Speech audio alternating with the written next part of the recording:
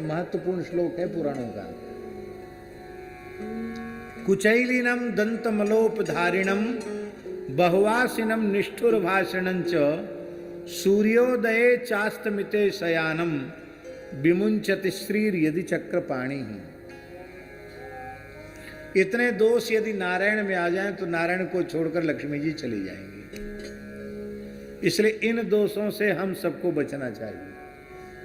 पहला दोष है गंदे मैले अपवित्र वस्त्र धारण करना।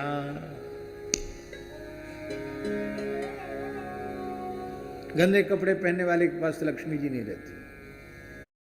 एकदम साफ स्वच्छ पवित्र वस्त्र धारण करके रहना चाहिए। लोग वही कपड़ा पहन के मलमूत्र त्याग आदि करते रहेंगे और वही कपड़ा पहन के मंदिरों में जाते रहेंगे, उसी कपड़ा पहन के सब जगह घूमेंगे। नहीं, भोजन कर लेते हैं। जब व्यक्ति मल का त्याग करता है, उसमें एक वैज्ञानिक पद्धति है महाराज।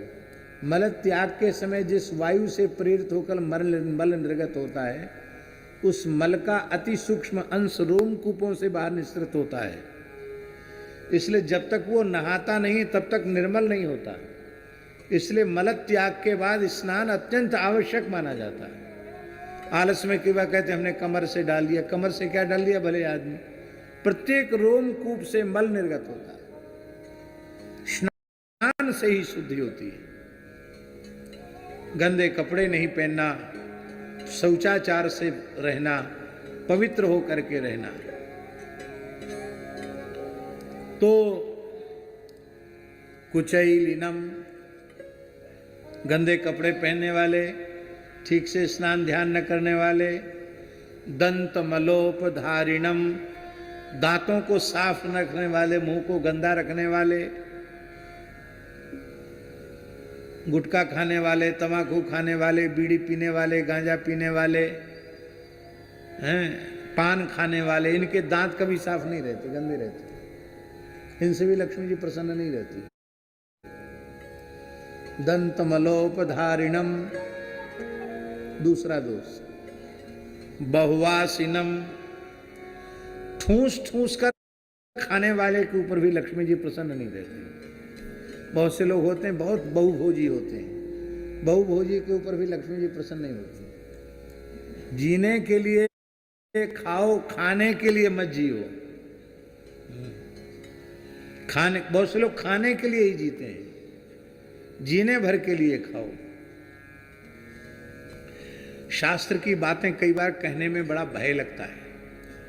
इसलिए भय लगता है कि हम स्वयं उनका पालन नहीं कर पाते हैं।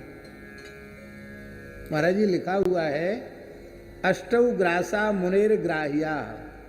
हम लोग जो घर द्वार छोड़ करके मुनियों की परंपरा में आ गए हैं, उनको 24 घंटे में 8 ग्रास भोजन करना चाहिए।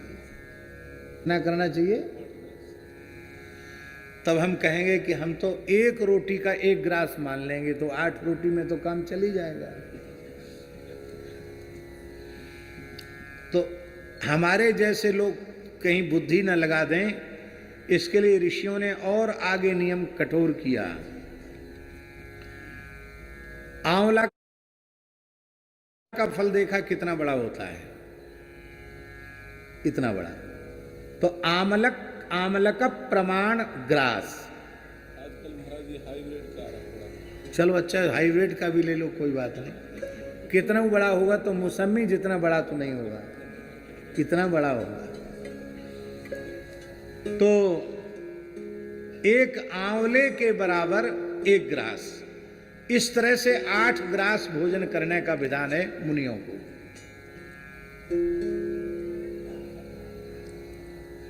बालकों को यथेच्छ भोजन, जितना पेट भर जाए उतना खाएं।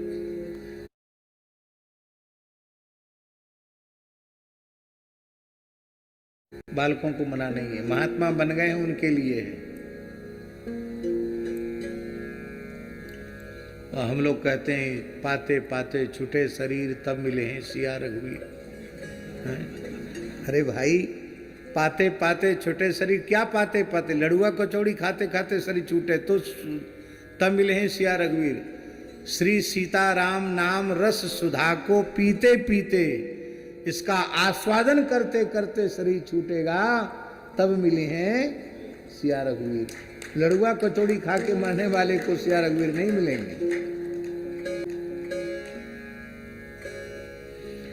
बहुवासिनम, उसके ऊपर भी लक्ष्मी जी नाराज होती हैं।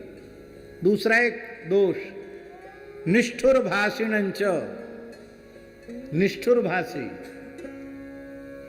जो ऐसा बोले कि लोगों को बुरा लग जाए, कठोर बोले, कठोर बोलने वाले के ऊपर भी लक्ष्मी जी प्रसन्न नहीं रहती। आखिरी दोष, सूर्योदय और सूर्यास्त के समय जो सोता है उसके ऊपर भी लक्ष्मी जी प्रसन्न नहीं रहती है। सूर्योदय चास्तमिते शयानम विमुंचति श्रीर यदि चक्र पाणी ही, साक्षात नारायण में ये दोष आ जाए तो लक्ष्मी जी नारायण को छोड़ के चली जाएंगी, मनुष्य की तो चले क्या।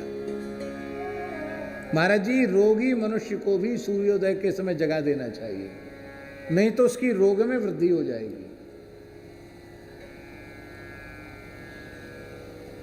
वृद्ध बालक और युवा को भी सूर्योदय के समय जगा देना चाहिए। अब लोगों की संस्कृति हो गई है, देर रात तक घूमना, बाजार में कचरम कूट खाना, ऊट पटांग खाना, पार्टी के नाम पर सारे कुकर्म दुष्कर्म करना, 1:30 बजे 2 बजे लौट के घर में आना, 9-10 बजे तक सोना। मनुष्य मनुष्य नहीं, मनुष्य राक्षस हो गया है। और मनुष्य की आसुरी प्रवृत्ति का मूल कारण है कि वो गो उपासना से विमुख हो गया, गो सेवा से विमुख हो गया। जब तक हमारे घर में गायें थी तब तक कोई आदमी सूर्योदय तक नहीं सोता था। गांव में देख लो, हमारा जन्म तो गांव में ही हुआ है।